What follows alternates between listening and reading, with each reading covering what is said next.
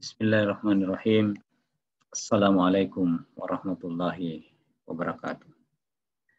Alhamdulillah, pada kesempatan kali ini kita melanjutkan pembahasan dari mata kuliah pendidikan IPA SD yang hari ini terkait dengan konstruktivisme dan pembelajaran sains. Pada pertemuan-pertemuan sebelumnya, mahasiswa sudah diminta untuk mengeksplorasi kajian-kajian teoretik mengenai beberapa paradigma pembelajaran, khususnya pembelajaran teori-teori dari paradigma behavioristik, konstruktivistik, dan hari ini kita akan membahas mengenai paradigma konstruktivistik dan tentu nanti implikasinya pada pembelajaran sains. Kita akan melihat bahwa pada dasarnya pembelajaran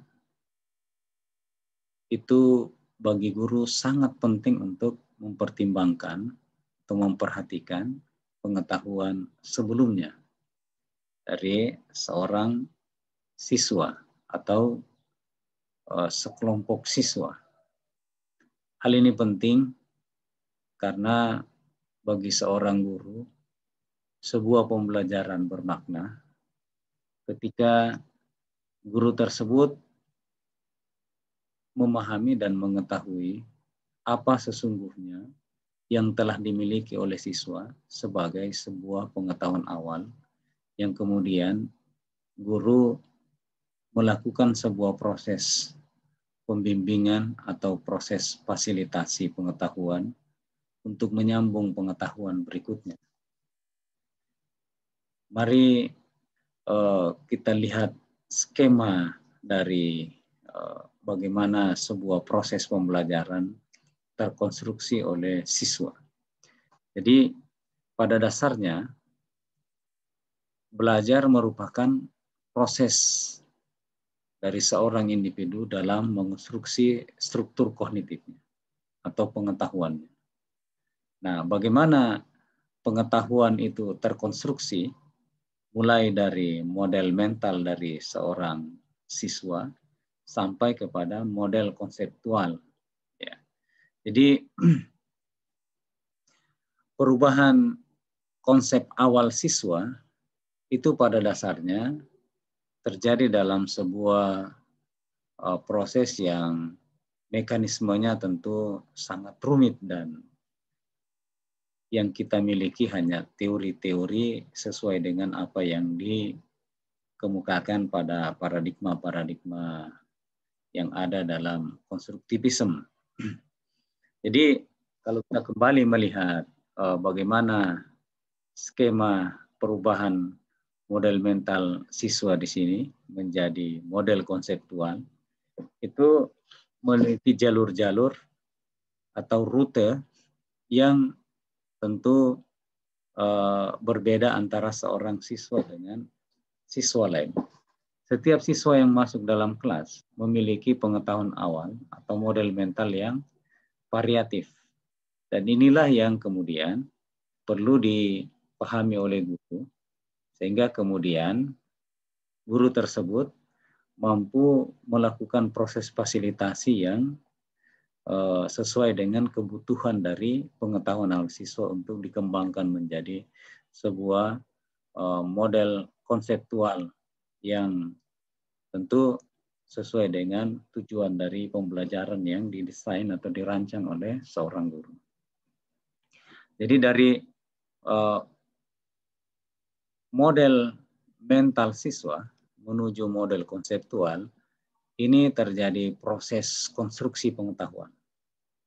Ya, tentu perubahan ini mengakibatkan adanya perubahan konseptual atau konseptual change daripada siswa. Dan dalam proses ini juga terjadi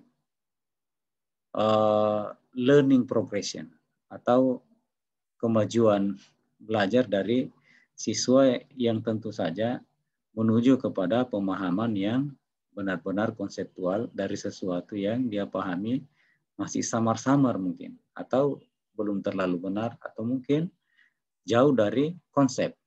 Nah, inilah hal yang penting di dalam cara berpikir paradigma konstruktivisme, bahwa pada dasarnya guru itu adalah seorang fasilitator dan kemudian siswalah yang melakukan proses konstruksi pengetahuan dari model mental. Di sini adalah model transisi, dan kemudian sampai kepada model yang konseptual yang tentu kita harapkan sesuai dengan pemahaman para ahli. Terkait dengan proses tadi, ya, Piaget mengemukakan dua teori sebenarnya, yaitu teori terkait dengan proses kognitif dan yang satunya adalah perkembangan kognitif. Dalam pembahasan ini saya tidak akan membahas tentang teori Piaget dari hal-hal yang dijelaskannya sehubungan dengan teori perkembangan kognitif. Yang kita akan bahas adalah teori proses kognitif seperti pada slide yang pertama tadi. Ya. Misalkan bagaimana proses siswa dari pengetahuan awalnya berupa model mental sampai kepada pengetahuan konseptual, itu menurut Piaget bahwa ada sebuah proses yang mana tahapan-tahapan yang utama yaitu asimilasi, kemudian akomodasi, dan kemudian adalah ekuilibrasi. Skema ini adalah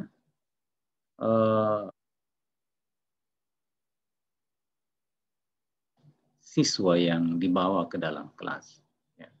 Jadi model representasi yang mengorganisasi dari pengetahuan. Jadi boleh kita anggap bahwa skema itu adalah sesuatu yang sudah dimiliki oleh siswa dari awal.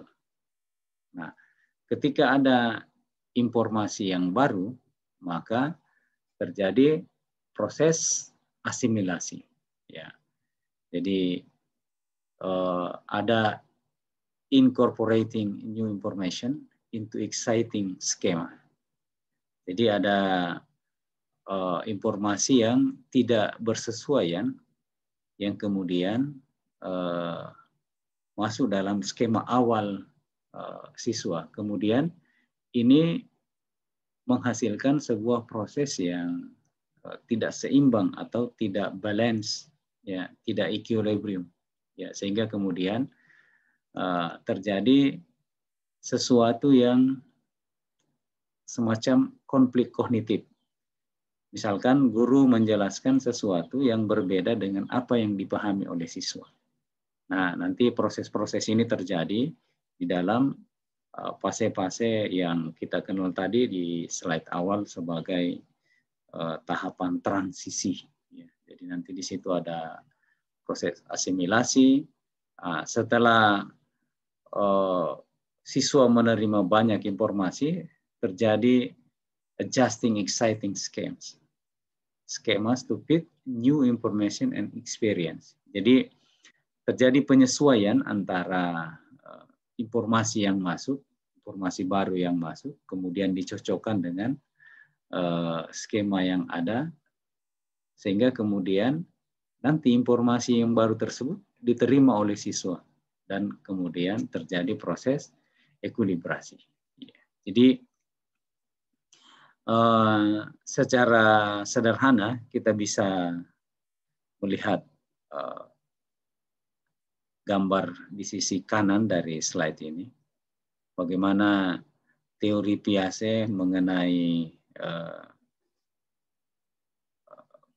pengembangan atau proses perkembangan melalui skema. Ya, jadi nanti di sini ada proses asimilasi dan ada akomodasi, dan kesetimbangan antara asimilasi dan akomodasi ini yang menghasilkan equilibrium atau kesetimbangan atau proses ekuilibrasi atau proses kesetimbangan.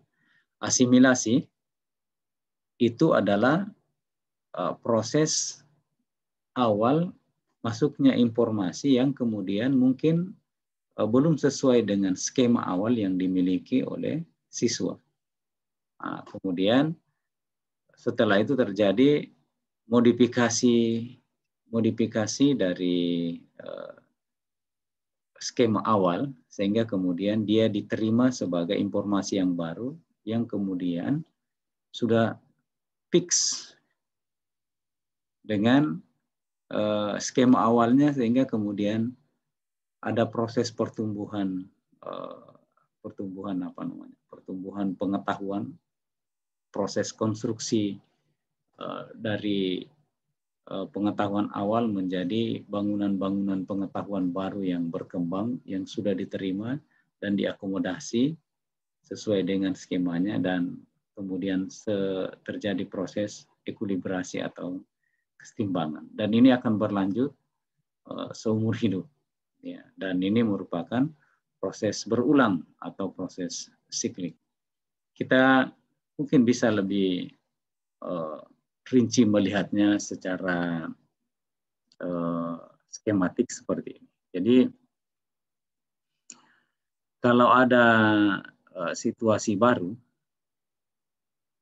yang diterima oleh siswa, informasi baru yang diterima oleh siswa dalam sebuah konteks pembelajaran, maka itu akan menyebabkan sebuah proses disequilibration atau ketidakseimbangan antara apa yang sudah dimiliki sebagai model mental dengan ada informasi baru yang tidak bisa masuk atau tidak cocok dengan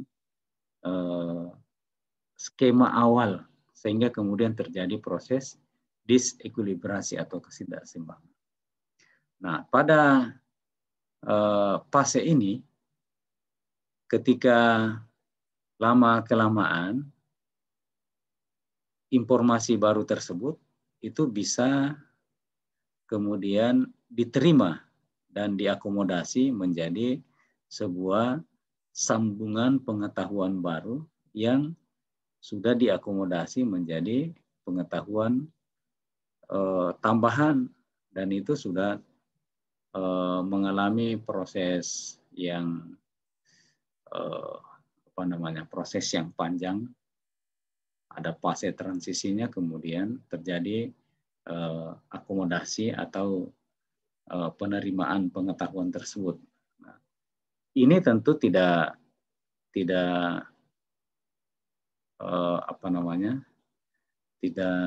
berlangsung secara singkat dan kemudian terputus. Ini akan berlanjut, ya, berlanjut seperti ini. Dan kemudian proses berikutnya itu apabila ada informasi yang baru lagi, ya, kemudian terjadi proses asimilasi, dan setelah itu ekuilibrasi.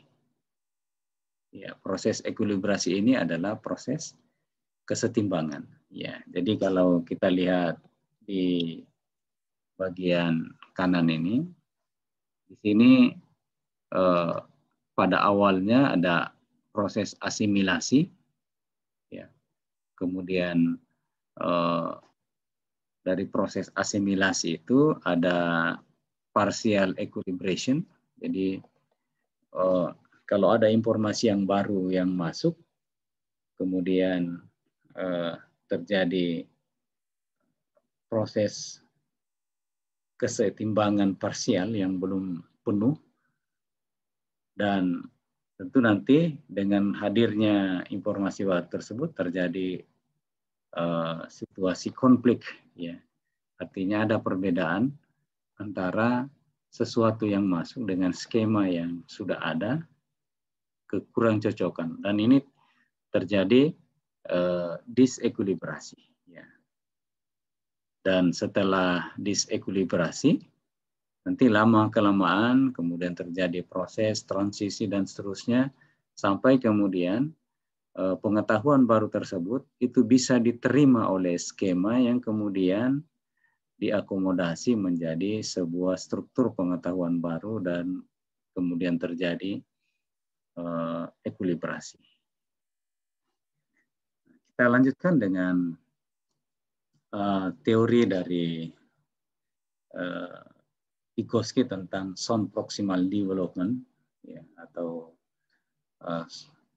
pengembangan zona proksimal, di mana ini sebagai ilustrasi untuk menjelaskan bagaimana teori ZVD dan scaffolding dari Vygotsky. Jadi seorang guru harus memahami bahwa pada dasarnya ada 3 zona yang perlu diketahui terkait dengan bagaimana seorang siswa memahami sebuah pengetahuan atau mengkonstruksi pengetahuan. Ya. Kalau Piaget tadi menjelaskan banyak hal mengenai konstruktivisme yang lebih individual, Vygotsky ini lebih kepada konstruktivisme sosial, ya. Jadi dalam sebuah kelompok siswa, ketika guru mengajar tentang materi tertentu, itu ada 3 kemungkinan area yang perlu diketahui oleh guru. Ya, jadi yang pertama adalah area yang berwarna biru ini. What I can learn on my own. Jadi apa yang dapat saya pelajari sendiri. Jadi siswa bisa memahami materi tersebut, bisa belajar sendiri tanpa perlu bantuan dari orang lain. Ya. Jadi materi-materi yang relatif mudah itu berada pada wilayah ini. Kemudian di wilayah yang kedua,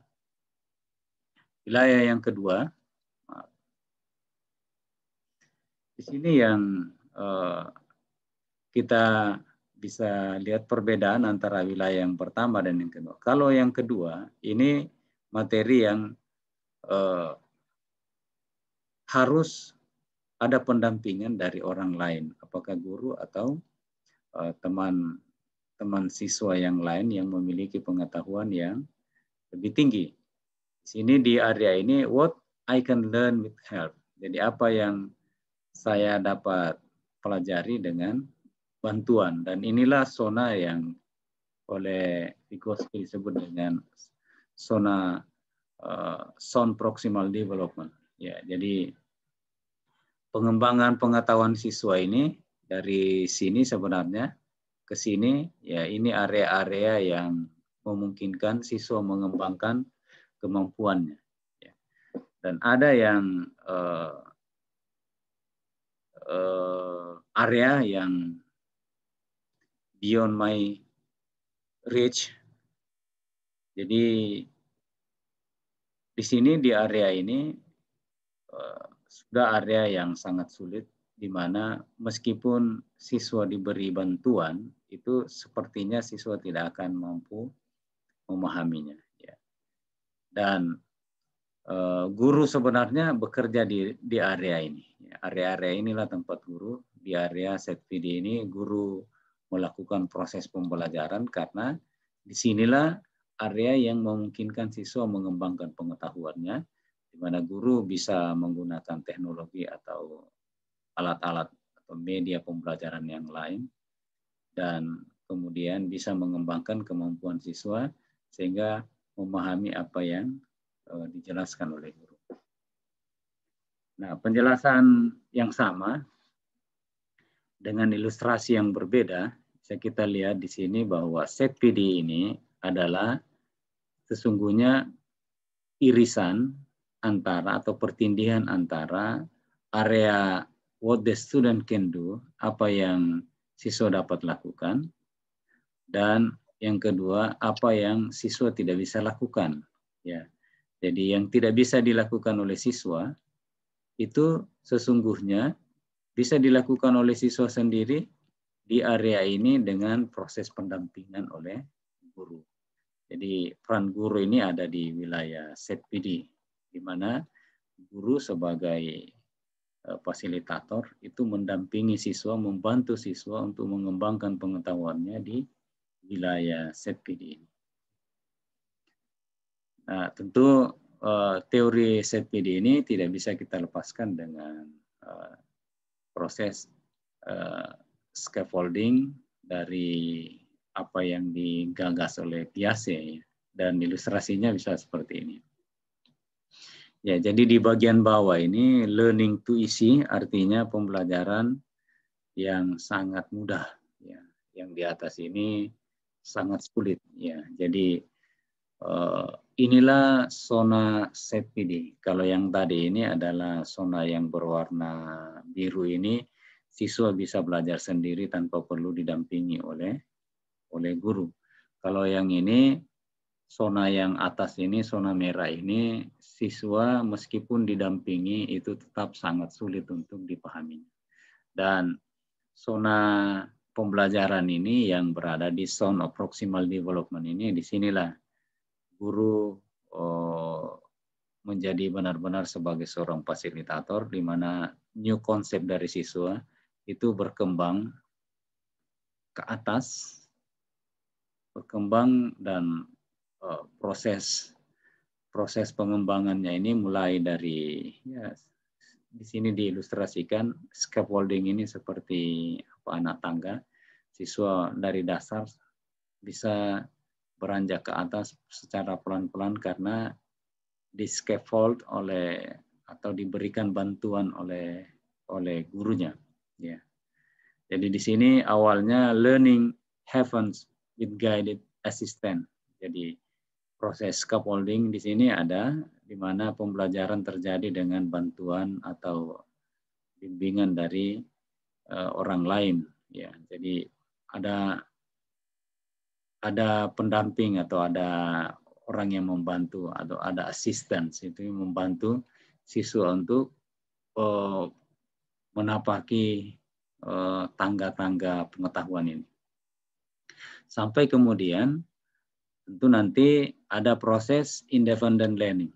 Ya, artinya tidak perlu lagi ada bantuan, kemudian siswa bisa belajar dan akhirnya ada proses pembelajaran secara otomatis. Ya. Nanti ini juga bisa kita lihat pada teori-teori metakognitif dan teori-teori lain yang berkaitan dengan bagaimana siswa sebenarnya akhirnya bisa mengonstruksi sendiri pengetahuannya yang awalnya itu dibantu oleh guru atau orang lain yang memiliki kemampuan lebih, dan nanti secara perlahan siswa akhirnya bisa melakukan proses pengembangan pengetahuannya secara lebih mandiri dan otomatis. Saya kira ini hal-hal yang saya bisa jelaskan. Mudah-mudahan penjelasan hari ini bisa melengkapi apa yang mahasiswa telah pelajari sebelumnya, sehingga kemudian pembelajaran ini bisa menjadi bagian yang mengakomodasi pengetahuan baru ini terhadap skema-skema yang sudah dibangun oleh mahasiswa, sehingga benar-benar pemahaman mengenai teori konstruktivisme, khususnya dari teori Piaget dan Vygotsky, itu terjadi proses ekuilibrasi atau kesetimbangan yang tidak secara parsial, tapi benar-benar secara utuh. Sekali lagi, terima kasih atas perhatiannya. Mudah-mudahan materi ini bermanfaat. Wassalamualaikum warahmatullahi wabarakatuh.